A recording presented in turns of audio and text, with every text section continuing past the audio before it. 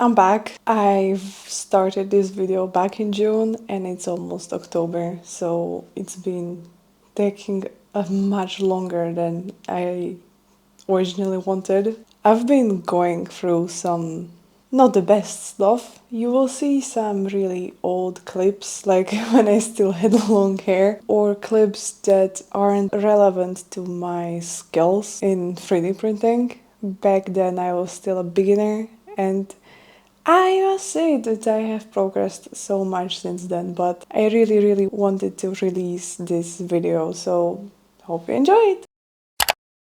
My name is Diana, and simply, I like trying out new things in tech and art.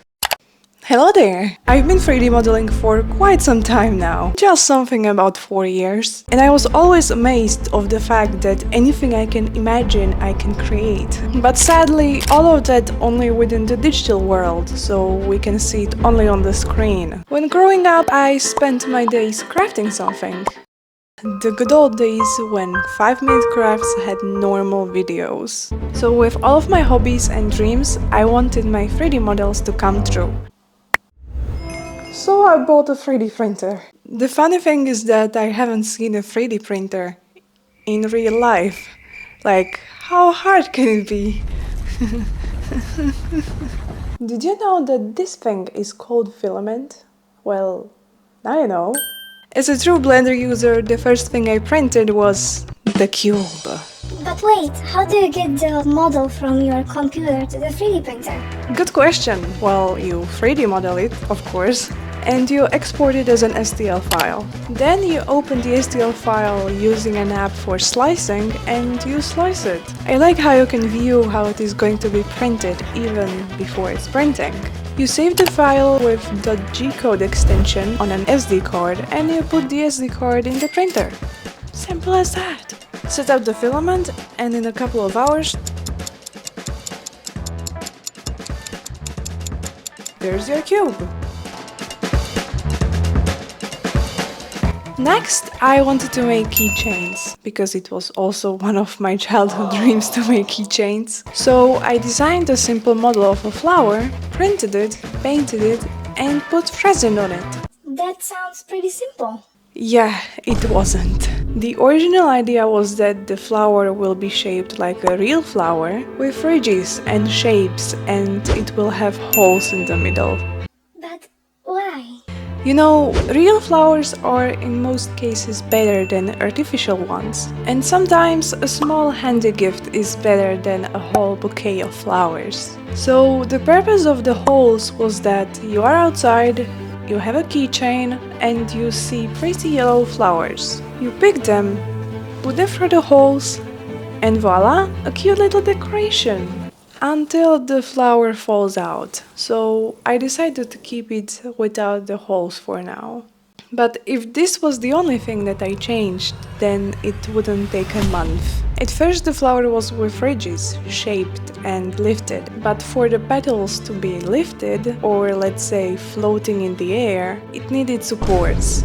For that, I decided to make the bottom flat. I made it smaller and quickly realized that the ridges aren't the way to go. And did I tell you that I also bought the glow-in-the-dark filament? I love glow-in-the-dark. I know, right? But why would someone want a glow-in-the-dark flower? So I switched to normal filament. I even tried different painting and sanding techniques.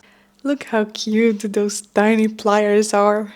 I tried using resin first to make the surface smooth for the paint. I tried sanding with a machine and sandpaper, and I even tried using markers instead of paint. I applied resin to make them glossy and so they don't get easily damaged. And I definitely tested first whether the markers bleed into the resin. Like, I didn't ruin completely perfect flowers, like, what? And after a dozen of attempts, I finally perfected them. To make them into keychains, I drilled a hole through which I put a ring and a chain. After all the work, here they are.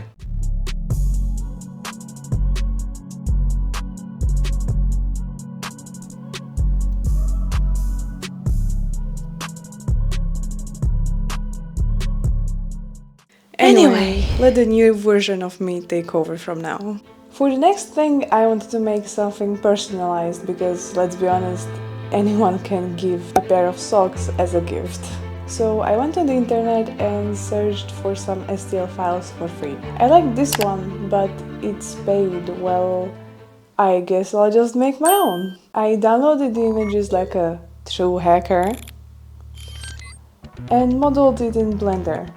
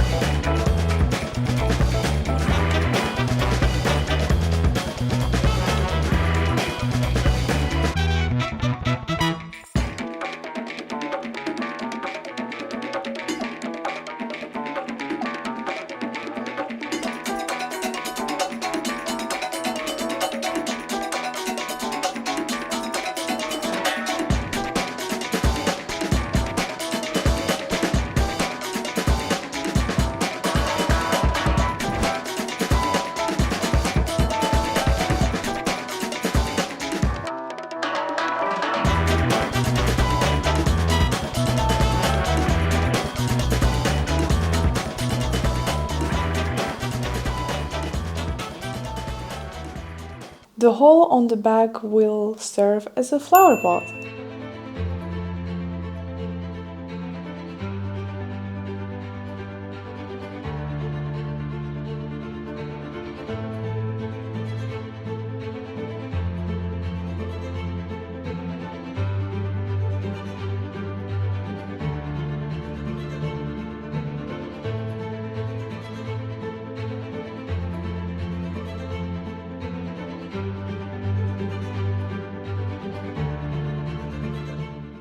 After printing, there were many imperfections that I had to remove with sanding paper and machine and pliers. Look at the pliers. I love them so much. To make the surface smooth for painting, I applied resin before the paint. This frog is getting a tan for real. I mixed up some vibrant green and painted it all over. When painting the eyes, I was so focused on painting the perfect circles. I added some more details, like these cute little pink cheeks, and finished it with more resin, so that the paint doesn't get soaked and wrinkly if it gets wet. Now we are getting to the part that isn't that familiar to me. Gardening.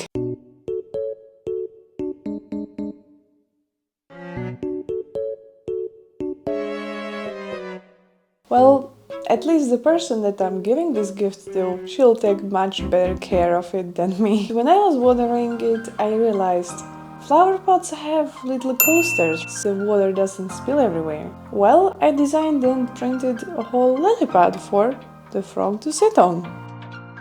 After all the wait for printer to print, paint to dry, and resin to harden, here she is.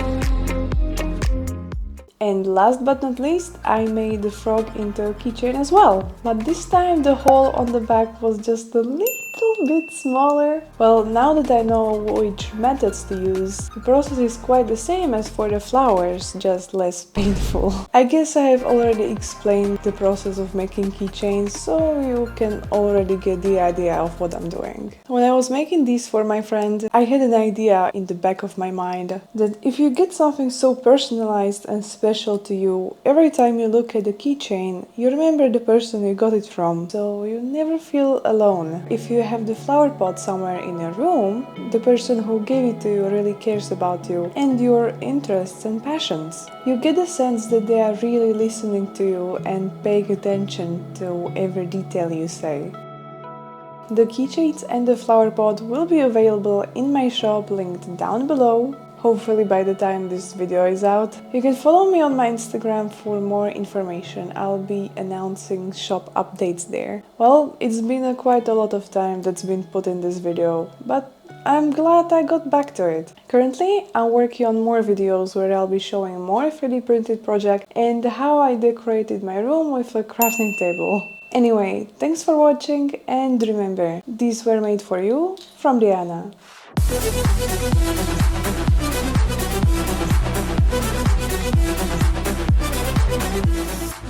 To make the surface smooth for painting, I applied resin.